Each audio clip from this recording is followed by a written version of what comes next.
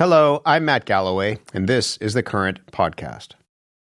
For more than 15 years, he has hosted one of the most insightful global affairs shows on American television. Fareed Zakaria GPS is known for giving voice to a range of perspectives from around the world. Fareed is also a best-selling author, and his latest book, Age of Revolutions, looks at populist backlash movements throughout history. That book was relevant when he published it just last year, but life moves quickly, and so he had to update it with a new chapter about the re-election of Donald Trump. I spoke with Fareed Zakaria on Tuesday in front of a sold-out audience at the Rotman School of Management in Toronto. This is a timely conversation, and we're delighted to have you here in this moment to talk about the world that we're in right now. It's interesting because this book that you're here to discuss is something that you started thinking about, 12 years ago? That's right. Exactly. What was it at that moment that you wanted to explore? Particularly, one of the impetuses is looking at the rise of, for example, the Tea Party and what was going on there. What was it that got you thinking this would be an opportunity to dig into that? Yeah, and it was exactly that moment. So if you remember 2011, 12, 13, you have the rise of the Tea Party in the United States. And it struck me as the more I looked at it, the more I realized there's something very unusual happening. Because you were getting a bottom-up revolt, not just against the Democrats. Of course, they were against Obama, if you remember, and against Obamacare and all that. But it was a very, very vitriolic upsurge against the Republican Party itself and against the Republican establishment. And that's very unusual. You know, the Republican Party historically in the United States has always been a very hierarchical party. The sort of line about, how the parties chose their presidential candidates used to be that the Democrats fall in love. If you think about Kennedy, Clinton, Obama, there's this, this kind of swooning that the Democrats have to have. The Republicans fall in line. They just nominate the next guy on the left. This is a party that 5 times nominated Richard Nixon for its presidential or vice presidential ticket, right? 4 times nominated a member of the Bush family. No, 5 times nominated a member of the Bush family. And then the more you looked at the Tea Party, you realized it was a kind of new politics because, and there was a very good Yale scholar, Theda Skocpol, who went and spent time, like a year and a half, with these people. And she found that while they superficially talked about small government and, said the things that you were supposed to say, when she pressed them, all their concerns were cultural. That were about immigration, that were about gender norms, that were about assimilation, that were about a feeling that whites had been discriminated against. So there was something kind of different going on here. And that got me to thinking something is changing in our politics. It used to be a very simple array, left versus right, over the economy. The left wanted more government, more spending, more regulation, more redistribution. The right wanted less. But something was changing. This was not the old spectrum, and that's where it all started. And so history doesn't repeat itself, but it rhymes. Exactly. How do you see, if you take a look at the MAGA movement right now, how do you understand what the architects of that movement are rebelling against? What are they fighting against? Well, it's a great question. I think they're fighting against, and I spent a bunch of time with Steve Bannon, more in the Trump first term, and even though the guy's kind of crazy, and as we had a very colorful career, he is kind of the ideologist of MAGA. He understands what is the internal DNA of it, perhaps better than almost anyone else, because Trump is kind of an odd, intuitive politician. He has a sense of all of this, but he himself is very mercurial. One day he says, I hate China. The other day he's like, Xi Jinping is my best friend. Right? So you can't find the ideological lodestar from him. I think what people like Bannon would say is the MAGA movement is fundamentally a backlash against 30 to 40 years of movement, in their view, in the wrong direction. The new spectrum, I think, is not left versus right on economics, but open versus closed. And for them, it's been 30 years of too much openness to trade, too much openness to diversity, too much openness to multiculturalism, too much openness to immigration, obviously. and even too much openness to big business and technology and a kind of full speed ahead model of society, assuming that A, it can take all this change, and B, all this change is good. And so related to this is an anti-elitism. It's a great distrust of the elites. And if you think about, the Iraq War, the global financial crisis, to a certain extent COVID, all of these were seen by people like that and interpreted by people like that as the elites don't know what they're talking about. It's time to burn the whole house down. One of the things, and burn the whole house down is key. I mean, one of the things that you talk about in this book is that if it's globalization, many people have been made better off because of the effects of globalization.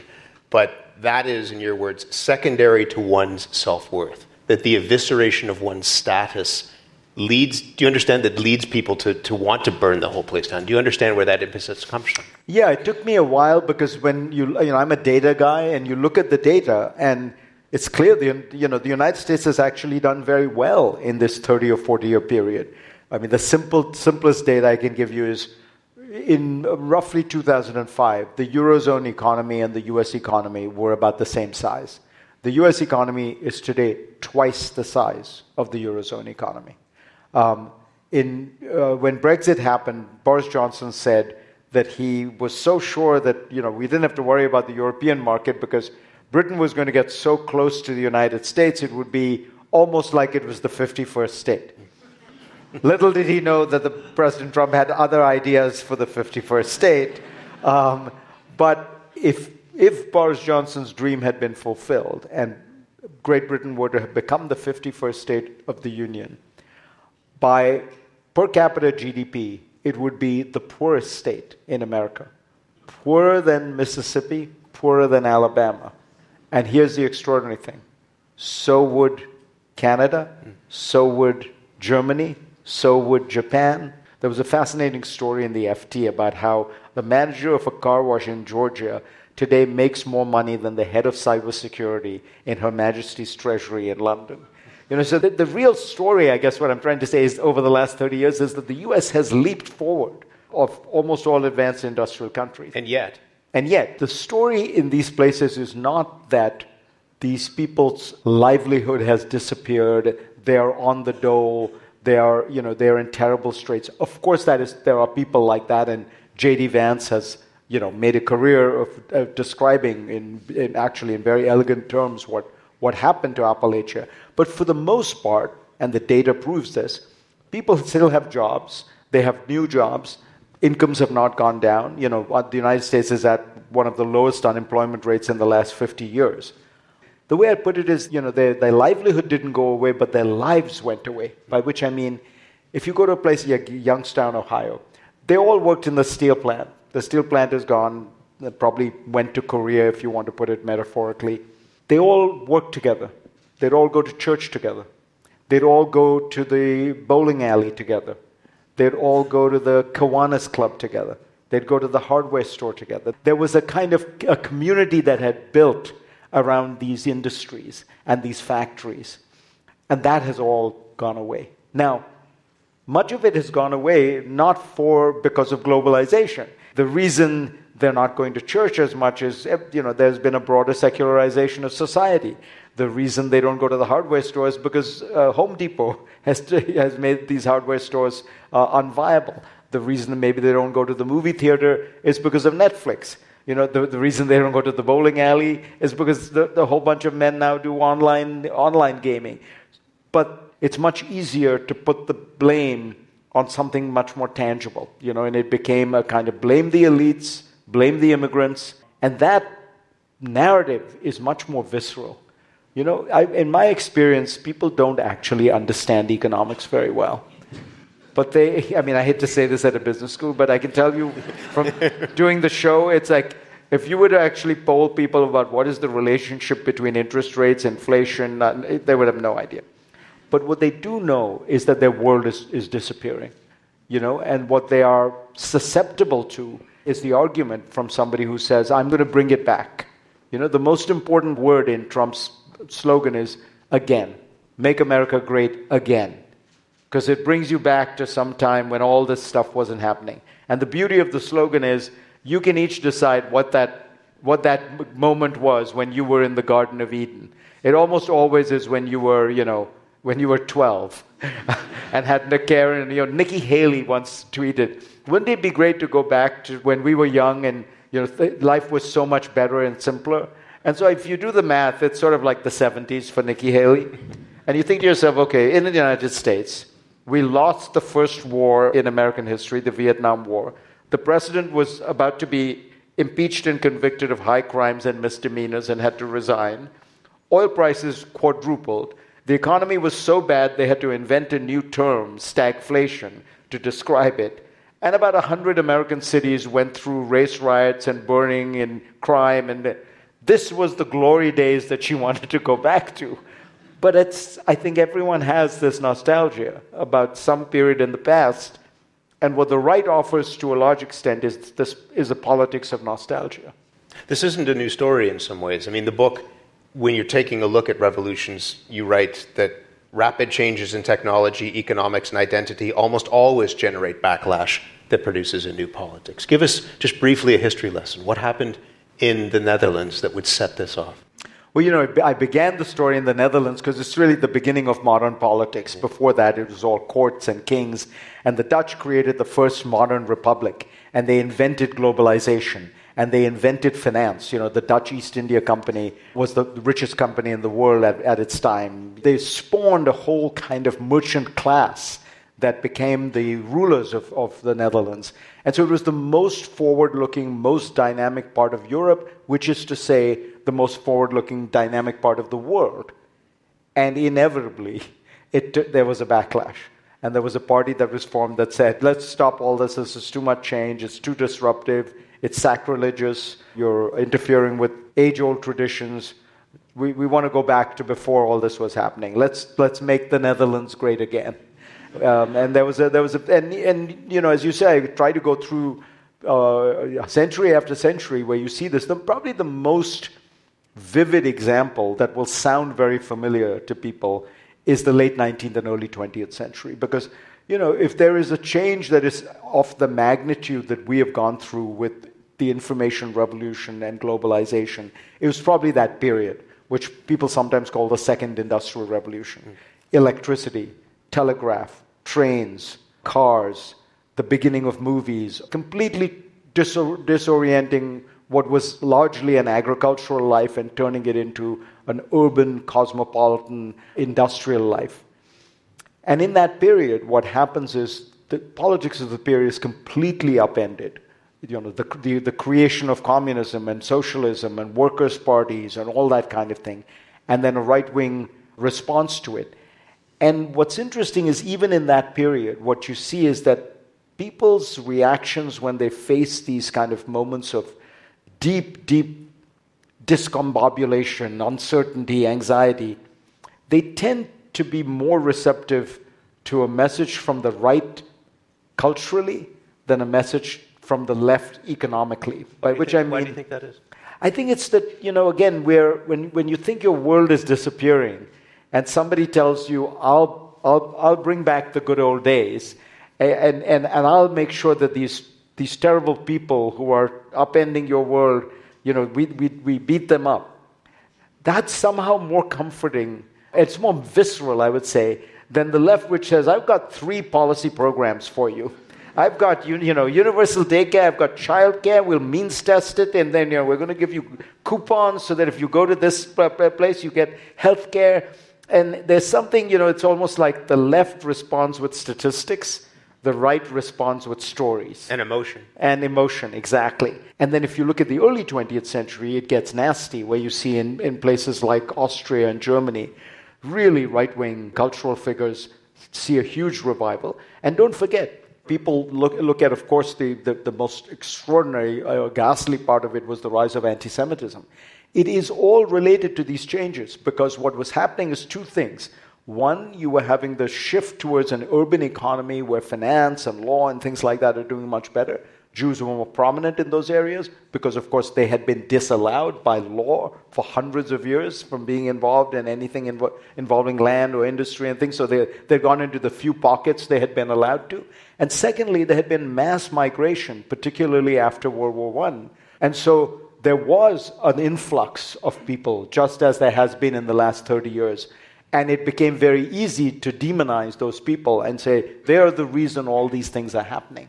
So that period, in some ways, is the one I worry the most about, because you can see how these forces are, as you say, history is not repeating itself, but it's rhyming. But you can also see how fragile democracies were. I want to come back to the health, such as it is, of democracy. Can I ask you a little bit just about your own worldview and how you landed on it? I mean, anybody who watches your program on CNN or reads your books knows that you have an outward perspective that I think is kind of uncommon on American television. You were born in India, you grew up there. How do you think that shaped how you see the world? Oh, I think it shaped it very powerfully, and I agree with you. Look, I think what I have the ability to do, which is hard for Americans, is to see what the world looks like if you're not the 800-pound gorilla in the room, right? I mean, for most Americans, they're so comfortable in that world that they can't imagine what the world must look like to somebody else. I've often found, even you go abroad and you're dealing with the ambassador, the State Department people, and there is this extraordinary, assuming that the world looks to the person in the poor African country the way it does to this country that has dominated the world for 100 years, that is the most powerful country militarily, economically. And so I've always felt like I have some sense of what it was like not to be an American, because I was born in that circumstance. And I think I also have a sense of, kind of what makes America special. Because again, I've seen it. I'll tell you a funny story, which I'm okay, I haven't told it before, but it is true. So it was my book, The Post-American World. I went on, in those days, Sean Hannity of Fox News had a weekend show, and he would interview book authors. And so for some, bizarrely, they said they wanted me on. And so I went in to do the interview. And if I can be honest, I'm not sure he had read the book. And so he's beating around the bush and kind of trying to get to, and then he finally looks at me and he says, well, I guess I'm trying to get to, I just want to understand, Fareed, do you love America? Because the title, The Post-American World, and as I say, the first line of the book is, this is not a book about the decline of America, but rather the rise of everyone else. And that was the thesis of the book. But, maybe he didn't see that line. The first line of the book. So he says to me, do you love America? And I said, well, Sean, if you think about it, you're an American by accident. I'm an American by choice. I made a conscious decision to leave my country, my culture, my family, my friends, and come to America. So I think I'm demonstrating by that act of volition and voluntary immigration a very deep love for this country, whereas you just got lucky. When the interview aired, that part was edited out. Why did you go to the United States? I'm a bad example of, in general, there are all these reasons why people emigrate, and and aggregate data would suggest, India was a very poor country, America was a very rich country. In my days, the gap is enormous. But I was always just fascinated by the world and international affairs, and I loved reading stuff about what was going on in the world. I remember very well, because my mom was a journalist. Yeah. And she was the Sunday editor of the Times of India. They were excerpting Kissinger's memoirs. And I remember that I was reading them because I told her, I think you missed a really good section. And I do the math now, and I was 14 years old. So obviously, I was a very strange kid, that I was reading Henry Kissinger's memoirs when I was 14. But I was always fascinated by that stuff. So then when given the opportunity to come to America to study, it was a cornucopia. And I got a scholarship to Yale. And when I got to Yale, I just felt like the world had opened up to me. And I fell in love with both Yale, but also America, and I've had an amazing experience in America. I've never thought I've had a moment where people have ever treated me differently because I was Indian, had a funny name, had brown skin, all that stuff. So my kids sometimes... It's never happened? Never. I mean, my kids tell me that I am obviously repressing all kinds of microaggressions that have taken place over the years. But I don't think so. I mean, I think, look, I was in New Haven, Connecticut, Cambridge, Massachusetts, and New York. Maybe if I had been in 3 other towns in different parts of America, it would have been different. But I really do think that there's an enormous generosity toward immigrants that most Americans have. I mean, this is why the tragedy of what is going on right now is one of America's great strengths is assimilating its immigrants. We should be cherishing this because that's one thing that, frankly, European countries find it very hard to do. And a place like Canada and Britain have become much better at it, but it's, you guys have had to work at it. This was in America's DNA from the start. And we are sort of squandering this enormous competitive advantage we have, which, the Chinese will never have, and the Indians will never have. Nobody else will have this to the extent that the United States has it, because it was born with this DNA. What do you make of the fact that, and it's not just the United States, you see in Britain and here in Canada, public polling shows that the consensus that we are very proud of when it comes to immigration might be changing, that people wonder, are we broadly letting too many people in? Are there pressures on employment, on housing, for example? What is it like for you to see that conversation around immigration change? It depends on where it is, but in sharp ways. Part of the answer is that there is a broad backlash against all the things we discussed, right? And that is the reality, and immigration is the most visible form of all these trends. You said that it could be a stand-in for all the changes associated with globalization. Right, because think about it. When you talk about global capital flows, nobody knows what that means. You talk about even global trade flows. But the one global flow you can see, touch, feel is people, right? And then somebody comes in and he looks different and he sounds different and he worships different gods. That is very real. But the specific policy mistake that I think almost all advanced countries made was on this issue of asylum. We allowed ourselves to let this sort of empathy of saying when people say they're coming in for asylum, we have to treat it as if they are, and we give them all the protections that they are we have believed in. What's wrong with that? Because basically nobody was willing to admit that there was, in effect, in every advanced society, a loophole which existed, which allowed people to bypass the normal immigration process if you were willing to utter the magic words, I have a credible fear of political persecution, political or religious persecution. And that program, which was, when it was started, would let in a few hundred people, then a few thousand people, became a program through which literally millions of people were coming in and applying for asylum.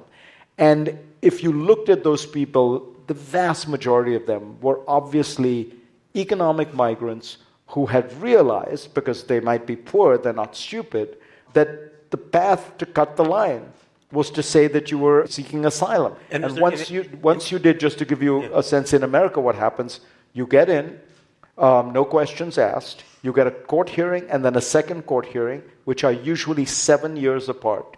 You cannot be deported in that period. Bizarrely, you're also not allowed to work in that period, so in some states you get various kinds of protections and allowances.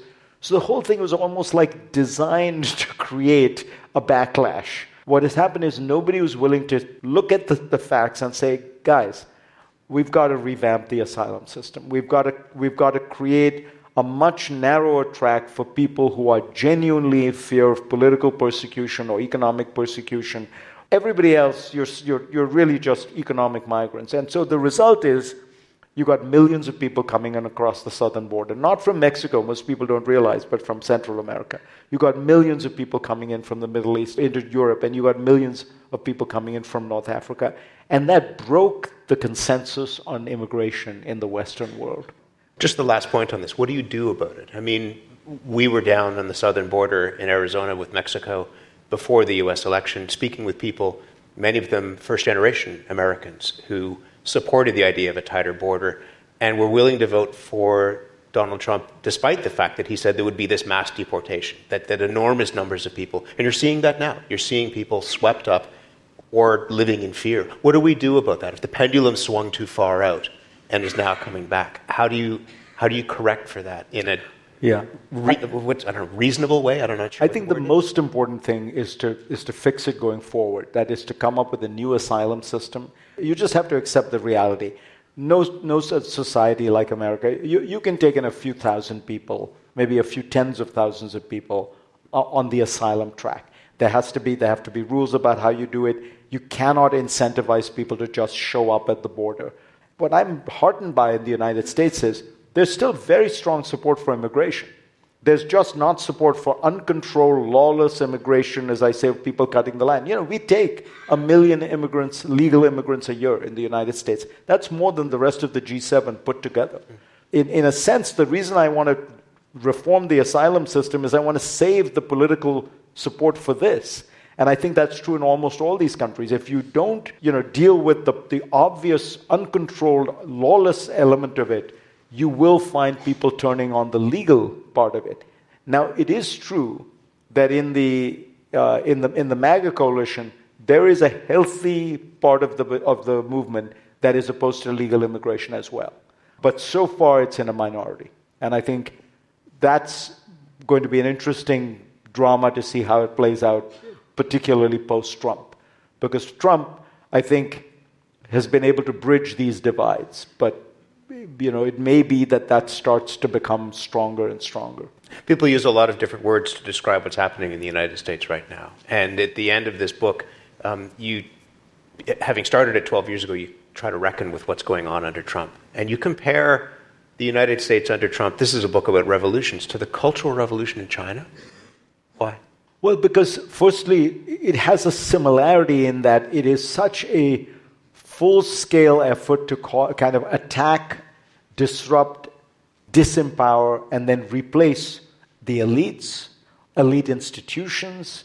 If you think about the way the Trump administration is waging war on universities, on nonprofits, on the internal bureaucracies that run so many of these departments, the EPA, the Department of Education, we've never seen anything like it. The only attempt I can think of in recent history was Mao's effort, similarly, to really tear out root and branch the entire elite infrastructure of the Chinese system. They both, ironically, and I talk about this in the afterword, they both stem from a very similar place, which was Mao and Trump both felt they were being defeated by these forces, that the elite, and if you think about Trump after January 6th, when Mitch McConnell comes out against him, when Kevin McCarthy comes out against him, when it seems as though he's going to be impeached for the second time, maybe even convicted, when his poll numbers start collapsing, when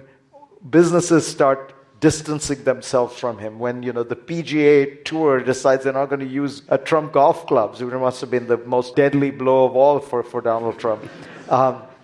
And when you looked at the polling, DeSantis is polling 30 points ahead of him. That's when he decides, what do I have? I have the base. I have the cadre. I'm going to rally them. And that is exactly why Mao was when he launched the Cultural Revolution. And then he goes on this kind of almost wild escapade of shutting down all of China's universities, having all the senior party leaders go to the countryside, in some cases for decades. So there's something similar there, but what worries me about it is I don't think Trump does not know his Chinese history, but doesn't know, again, how fragile. I mean, I think the thing I keep coming back to is how fragile institutions are. They're just human beings. So when people say, well, we have these, people used to say, well, we have Congress as a check and balance. Well, Congress is just a bunch of people. And it turned out that they folded when Trump pushed them. Similarly, as you say, the courts are just people. And Trump is trying his best to intimidate the Supreme Court right now. He's tried his best to intimidate the Fed, right? And in each of those cases, it's a person. So the question is really, is the Supreme Court going to feel politically intimidated by Trump, who has been pushing as hard as he can? Or is it going to say, no, we will stand up to him? How worried are you about the future of American democracy? I'm worried, but I'm not I'm not one of these people, and I respect them, who's going to move to Canada because they think America is about to become Nazi Germany. You're welcome. I don't think. Thank you. I think what I worry about is the decay of American democracy, the growing dysfunction, the fact that it'll operate worse, over the next several decades because we have lost very important guardrails. But I have a good enough sense of history to know this is, for give you an example, what Trump is doing with the Department of Justice is terrible. The power of the state to investigate and to indict people is a very powerful force. It should be used very, very carefully. And in most Western countries, as you know, these things are, as in Canada, there are laws which separate that branch from the Prime Minister's office. In America, it is a tradition. It is a norm. And it's a norm that developed after Watergate. It's a norm that developed because of Nixon's abuse of power. And also, frankly, because it had not been, people had not been that careful about it beforehand. John F. Kennedy appointed his brother as Attorney General. So it's not as though, I don't think this was always some golden age. We've gone through ups and downs. This feels different, though. This feels different because we had set these norms. They were working well. The country was doing well. There was an expectation that these norms had solidified. And then to suddenly realize that one president comes in and whoosh, you're back 50 years. That's the most jarring part. But I guess what I'm trying to say is, to go back to the way the Department of Justice and the White House behaved in 1950 is not Nazi Germany. So I'm just trying to put some historical perspective on it. Every time I see something like that, I think there is a tendency for people to start screaming, this is authoritarianism. I'd rather use those words when it's actually happening. Do you understand why some people are pushing the panic button already when they see masked men snatching people off the streets, when they see the president's family cashing in on cryptocurrency, that they think that those guardrails, whatever they were long past? You're long past. Yeah, look, that's why they're hammering on that. Yeah, I understand, but let's take the corruption issue, right? It's a very tough one. It seems to me absolutely clear that this is very, very bad. But very, very bad is doing a lot of work. But what law is being broken here? The president's children are grown men. They have started companies. Foreign governments are, in various ways, granting them favors. I mean, again, you see my point. These were norms. You just didn't do stuff like this. Would you be able to put a law in place that said, no member of your family is allowed to start a private business that does, you can imagine the complexity of this. We live in free societies. We live in free economies. So to me, the most worrying part about this, and really probably the central worry, is why is the country not rebelling? What the Trump people are doing is to say, look, it can't be anything wrong with this because we're doing it out in the open. We are telling you we are doing this. We're celebrating these deals as we do them, right? So how can we're not being furtive about this. And the stock market is roaring. Right, but I look at that and say, yeah, you are being open about it, and why are people okay with this? Why are people not saying, why are people not rebelling? Why are people not saying, this is really unconscionable? That's the puzzle. The stock market is easier, as you know. It's a complicated... I've always been careful about making macroeconomic predictions in life because the macroeconomy, particularly an economy the size of the United States, 30 trillion, it's huge. And you're talking about 1,000 variable puzzle, right? And everybody will say, well, you do this one thing, tariffs, and it's going to have... Who the hell knows, right? Because there are 46 other things happening at the same time. And so, for example, oil prices went from 90 to 60 in the last 6 months or, roughly. Who knows how much of an effect that had, on the plus side. And as everyone has pointed out, this AI spending is overwhelming everything. The danger people have made with regard to Trump is almost all the things he has done economically, particularly these externally, tariffs and such, have been bad. They've been bad for the economy. They're negative for economic growth. They're negative for low inflation. But it doesn't mean you'll produce an immediate crisis, right? Even the immigration stuff, the H-1B stuff, it's bad. We benefit from having high-skilled immigration. But will it cause a crisis tomorrow? No. What's more likely is it's a degradation of America's potential and growth. And that's the real, that's the challenge. It's the proverbial frog in the boiling water, which I know if there are scientists here, I know the frog would actually jump out. But we all, for some reason, use this metaphor because we have not been able to invent a better metaphor. What about the world? I mean, if he... And Steve Bannon told you this is a revolution, what's happening right now. If the revolution that Trump is trying to enact when it comes to remaking the global order is successful, what's the world going to look like, do you think? So I'll tell you one place where it's almost a global phenomenon. And this is this sort of the elite versus the non-elite. One of the many changes that took place over the last 30 or 40 years, and everyone in this room is a beneficiary of that change, is that we did create this new meritocracy. We created a new global credentialed elite. We got rid of the old family and friends network. And that group of people have become so powerful and so dominant in so many places that there is a backlash. And you can see that in India. One of the things Modi plays off very much is that he's a simple man from the village. You look at Erdogan in Turkey. You look at the populist movements in Latin America, they all have that quality of being anti the elite. And that's a very powerful global phenomenon that I think we have to kind of digest and ask ourselves, what do you do about it? Because, by the way, structural forces continue to move in exactly this direction of post-industrial world, post-industrial elite. The part that is less clear is how much the political force of populism is going to be as powerful, and what will it mean? Immigration, clearly, everyone agrees, all the populist parties. But take something like trade. The most hopeful sign that has taken place in the last 6 months, in the last 3 months, is that when Trump declared his trade war, the European Union refused to go along. Even though they had threatened retaliatory tariffs, when it happened, they didn't slap retaliatory tariffs on because they said, we don't want to punish our people. If the Americans make a foolish decision, we're not going to mirror that decision, and we don't want to start a global trade war. And if you look around the world, including in Canada, people have been remarkably careful. This is the big difference between Smoot-Hawley and today.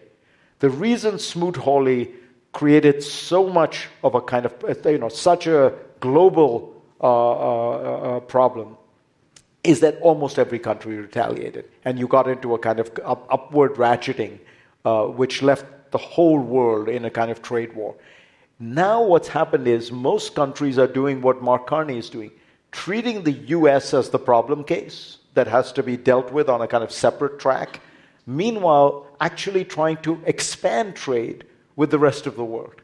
Is that realistic for a country like Canada, which, I mean, literally, you take a look at the border, is joined at the hip with the United States, but also so much of our trade is going back and forth across the border? The Prime Minister has talked about that. There has been push from business leaders to expand those markets. But is that realistic, do you think? No. In the short run, it's not. Look, he's saying the right thing, and he's putting on a very brave face. But you put it exactly right. The U.S. and Canada are joined at the hip, and most importantly, allowed themselves to be joined at the hip over the last 30 years. What my hope is that the United States will realize that there is simply no way for the United States to remain competitive without maintaining this competitive ecosystem of that NAFTA created. And as you know, for the most part, it is still intact. My suspicion is that we will continue to go down that way, but it will have this effect, which I worry about very much as an American, which is that it's rattled Canada, it's shaken Canada's trust in America, it's shaken Canadians' sense that there was goodwill on both sides, and it means that on the margin, you are going to do more hedging than you have done in the past. And I think that's true in Canada, that's true in Europe, that's true, I tell you, even in a place like Britain, where they're thinking about China policy and they're now asking themselves, which they never asked themselves before, what would this look like if the US and we disagreed? How would we go our independent path? What would we do? It's very clearly happening in India. So the whole thing, look, it's a catastrophic blunder from the point of view of the United States. It's the single biggest mistake that we have made, I think, geopolitically, because as we face a world in which the dominant reality is that we have, for the first time, a peer competitor in China that operates at every level, economic, technological, military, diplomatic, political, and can operate worldwide and will operate worldwide soon. We have only one choice, which is to counter that with our great strength, our great force multiplier, which is our alliance system. China has one treaty alliance with North Korea. The United States has 50 treaty alliances. Instead of leaning into that, and by the way, our alliances are not with North Korea. They're with the richest, most powerful, most technologically advanced countries in the world. We should be cherishing them and leaning into them. Instead, we've created this absurd internal division within the ecosystem that we built over 75 years. So it's a catastrophic error. And I worry that it's not going to be that easy to mend. Because once you put this kind of distrust in people, our nationalism, our hyper-nationalism is sowing the seeds for a certain nationalism in other countries as well. And you're empowering the people, and they exist in every country. You say, we need to be looking out for ourselves. We need to be clear. We need to be sure we understand what Canada's specific self-interest is, India's specific self-interest is. And the beauty of the American ecosystem is we had created a kind of win-win idea, which is being lost. Do you see a counter-narrative developing in your country? I mean, you wrote a piece in the Post about how the Democrats need to learn how to win again in some ways. And there are people who will point to what happened. You live in New York City. The new mayor of New York, Zoran Mandani, is of the future, if not that party, then certainly of a way to approach the affordability question, for example. Do you see a counter-narrative developing in the United States? Look, in the long run, I'm sure of it. Which is to say, in the long run, look at the last 300 or 400 years, right? The people advocating the backlash have not won the debate, right? We move forward, we modernize, we open up. And if you ask yourself, what is the big story politically of the last 300 or 400 years? It's of greater rights, more openness, more. Simple way to think about it is this. Look at the party platforms of the German Social Democrats and the German conservatives in 1900 or 1910, right? What were the German Social Democrats in favor of? They were in favor of limiting the working hours for people in factories, no child labor, greater unemployment, healthcare. Women should be given equal rights, including the vote. Income taxes should be higher. Safety nets should be larger, right? That was the German Social Democratic program. The conservatives were, retain the monarchy, retain the authority of the church, retain the aristocracy and aristocratic privileges in some form or the other. Then it sort of morphed to a kind of laissez-faireism, the rights of corporations, no income tax. No. So you see what I mean? Like, the world has moved in the direction of liberalism broadly construed. But it produces a lot of backlash, and it produces a lot of, so the wave is there, but there are a lot of undertows. So I do believe that over time, you will see, think about on something like immigration. We're going to learn to live together. We're already all multicultural societies. You can't change that, right? And so it's going to be a question of how we come to terms with it, how we find ways to live together, and how we find ways to live with people who come from places that historically were not part of what Canadian culture was originally built on. And it's true, and it's disruptive, but guess what? There's no going back. And I think most people are comfortable with that.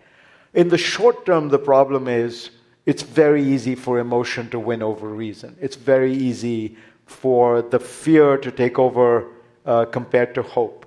The extraordinary thing about Mamdani, I think, was he found a way to be hopeful, to tap into people's emotions, to tap into their sense of the joy of campaigning.